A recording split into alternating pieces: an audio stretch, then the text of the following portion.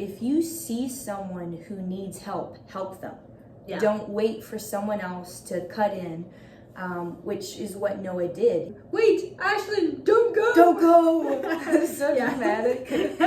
By the end of the movie, it had a solid message, I felt like, about love and trust and how you have to have both. Hi. Sorry, hi. Hello, welcome to the Cindy Show. My name is Lily. And I'm Rosie, and today we're reviewing the 2023 Cinderella in the Caribbean, which is a Caribbean romance starring Emma Regel and Connor McGee. This movie is about Ashlyn, who is a young woman working, she's going to school, she's also working a job, and her stepmother, kind of out of the blue, invites her to a destination wedding where her stepmother is getting married. And she ends up going to this Caribbean destination wedding party, and she meets her stepmother, Miriam's fiancé, Bruce. And Bruce has a son named Noah, who is very charming and very kind. I'm Noah. Ashlyn. Welcome. And him and Ashlyn become friends, and they start to fall in love. But Ashlyn's stepfamily gives her all the work, all the wedding work. They make her do all the planning for her stepmother's wedding, and they try to get in the way of her and Noah falling for each other. And then Ashlyn discovers that her stepfamily is actually just trying to use them for their money because Noah and his father Bruce are pretty well off. They're pretty wealthy. So she kind of has to figure out, like, what is she gonna do? Because her stepfamily just kind of tries to throw her under the bus the whole way through. So this one was fun. It had some things that we didn't like. Especially like the main thing was it was just kind of low budget. Yeah.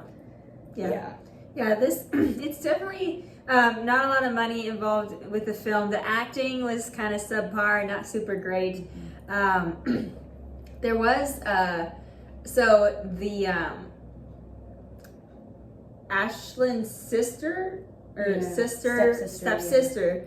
She was kind of jealous of the attention that Noah was giving her, and so she actually deletes a paper that Ashlyn wrote on her laptop and makes it to where Ashlyn has to rush to get it done and can't spend as much time with Noah.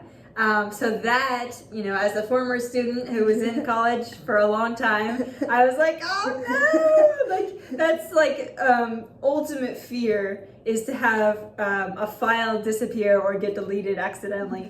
So that got to me. Yeah, it's terrible. Even if you're just in high school and your paper that you spent hours working on disappears, it's terrible. Yeah, hours of work. That's something I didn't like about the film for Ashlyn. So in a lot of Cinderella movies, the Cinderella figure is very young. She's like a teenager or a very young adult. Ashlyn, she seems like she was probably close to her 30s. So she's an adult.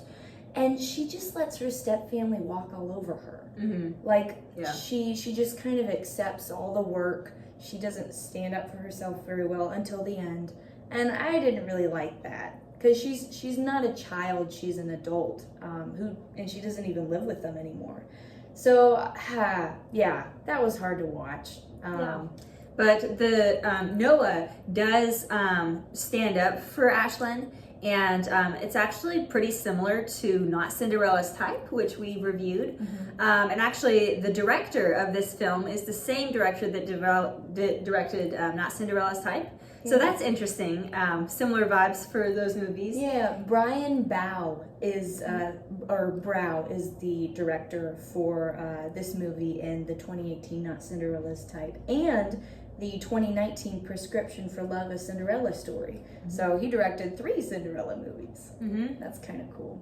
Yeah. But yeah, with how Noah when Noah kind of figures out that Ashlyn isn't being treated well at all, he actually goes to his dad.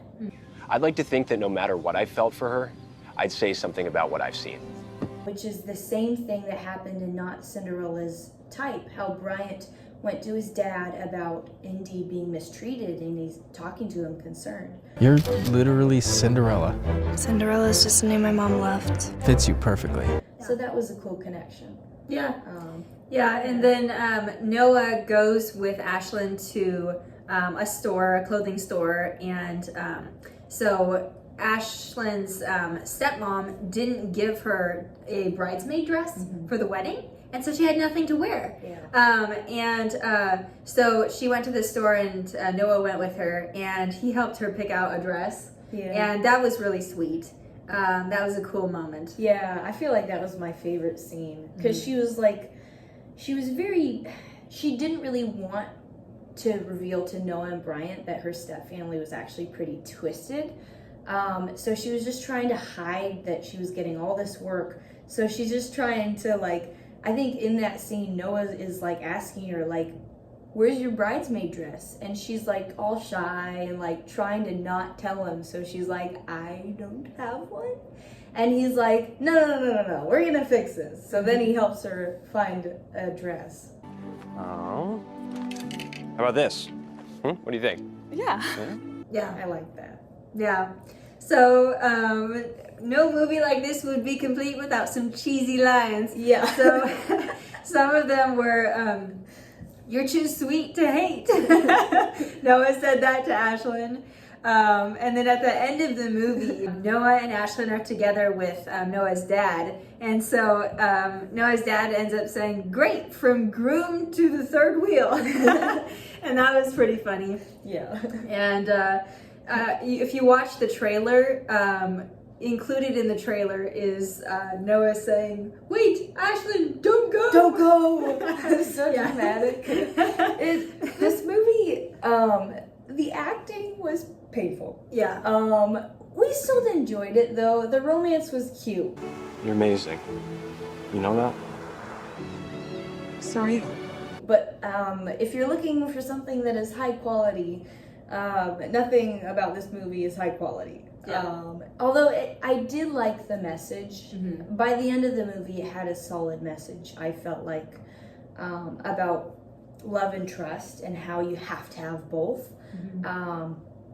For Bruce, who her stepmother is planning on marrying, they don't end up getting married because Bruce says, what is love without trust? He doesn't trust Miriam anymore, so he doesn't marry her. And then another thing is, if you see someone who needs help, help them. Yeah. Don't wait for someone else to cut in, which is what Noah did. He decided, I'm seeing something that is weird, so I'm gonna get to the bottom of it and try to help Ashlyn, which I liked. Yeah.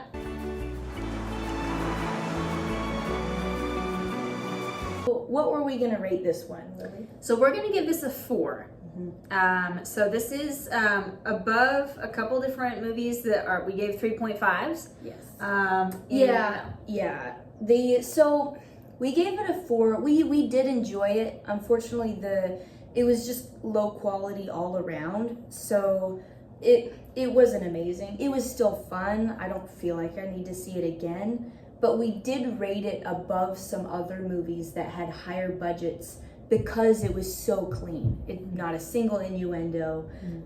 It was very G-rated, very clean and sweet, and it had a good message.